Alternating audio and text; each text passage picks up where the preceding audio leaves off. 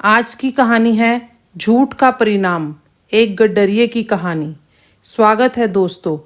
आज हम आपके लिए एक ऐसी कहानी लेकर आए हैं जो आपको सोचने पर मजबूर कर देगी।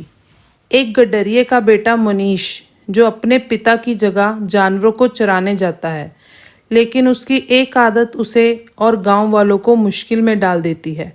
आइए जानते हैं क्या होता है जब मनीष को झूठ बोलने की आदत उसके लिए परेशानी बन जाती है। एक गडरिये का बेटा था, उसका नाम मनीष था। गडरिया काफी बीमार रहने लगा था। बीमारी के कारण वह जानवरों को चरवाने पहाड़ों पर नहीं ले जा पा रहा था। एक दिन मनीष ने अपने पिताजी को बोला, आप घर पर रहकर आराम करो, मैं जानवरों को इकट्ठा कर उन्हें चरवाने ले जाया करूंगा। गडरिया भी मन ही मन यही चाहता था, पर वह मनीष को बोल नहीं पा रहा था। मनीष सुबह सुबह उठकर सारे गांव वालों के बकरे, बछड़े, भेड़ को लेकर पहाड़ों पर जाता और शाम तक उनको चराता और अंधेरा होने से पहले गांव वालों को उनके जानवर वापस कर देता। इसके बदले गांव वाले मनीष और उसके परिवार को अनाज और सब्जियां, थोड़े पैसे दे दिया करते थे, जिससे मनीष के परिवार का गुजारा होता था। मनीष को एक दिन मस्ती सूझी। उसने जोर जोर से अचानक पहाड़ों पर से चिल्लाना शुरू कर दिया, भेड़िया आया, भेड़िया आया। सारे गांव वाले मनीष की आवाज सुन अपने खेतों और घरों का काम छोड़कर पहाड़ी की ओर भागे भागे गए। जब गांव के लोग पहाड़ी पर गए तो मनीष हंसने लगा और बोला, मैं तो यूं ही मस्ती कर रहा था। गांव वालों ने मनीष को कुछ नहीं बोला और चुपचाप पहाड़ी से वापस आ गए। मनीष कुछ दिनों के बाद फिर एक दिन चिल्लाया, भेड़िया आया, भेड़िया आया। गांव वालों ने फिर मनीष की आवाज सुनकर पहाड़ी की तरफ भागे भागे गए। मनीष जोर जोर से हंसने लगा। इस बार गांव वालों को गुस्सा आया। मनीष की हरकत पर सबने मनीष को डांट और फटकार भी लगाई। शाम को मनीष सभी जानवरों को गांव वालों को वापस कर जब घर आया तो मनीष बहुत उदास था। मनीष का यूं उदास चेहरा देखकर मनीष के पिता ने उसकी उदासी की वजह पूछी तो मनीष ने सारी बातें बता दी। उसके बाद मनीष के पिता ने मनीष को समझाया, ऐसा नहीं करना चाहिए, ऐसा करोगे तो तुम लोगों का विश्वास खो दोगे।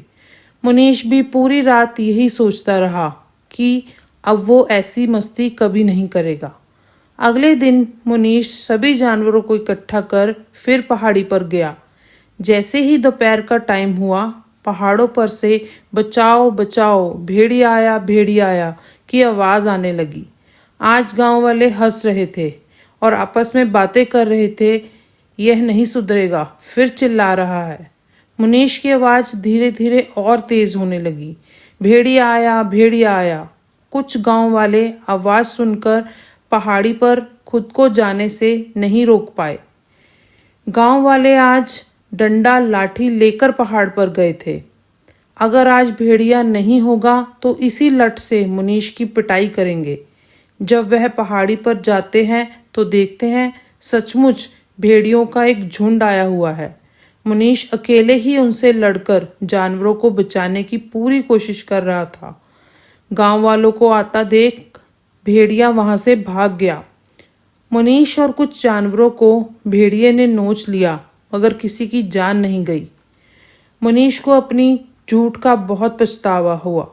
मनीष के झूठ के कारण गांव वाले उसकी मदद को देर से पहुंचे थे। गांव वालों को मनीष पर गुस्सा था, वो खत्म हो गया, क्योंकि आज मनीष की बहादुरी के कारण जानवरों की जान बच गई। इस कहानी से हमें यह शिक्षा मिलती है कि झूठ बोलना विश्वास को खो देता है। मनीष की झूठ बोलने की आदत ने उसे और गांव वालों को मुश्किल में डाल दिया, लेकिन जब उसने अपनी गलती को सुधारा और बहादुरी से जानवरों को बचाया तो गांव वालों का विश्वास फिर से जीत लिया। इसलिए हमेशा सच बोलना चाहिए और विश्वास को बनाए रखना चाहिए। धन्यवाद। तो दोस्तों, उम्मीद करते हैं कि आपको हमारी आज की कहानी पसंद आई होगी। कहानी पसंद आए तो इस वीडियो को लाइक ज़रूर करें और अपने विचार कमेंट में लिखें। और भी नई और मज़ेदार कहानियाँ सुनने के लिए हमारे साथ जुड़े रहें। हमारे चैनल को सब्सक्राइब करें और बेल आइकॉन दबाकर तुरंत नोटिफिकेशन पाएं।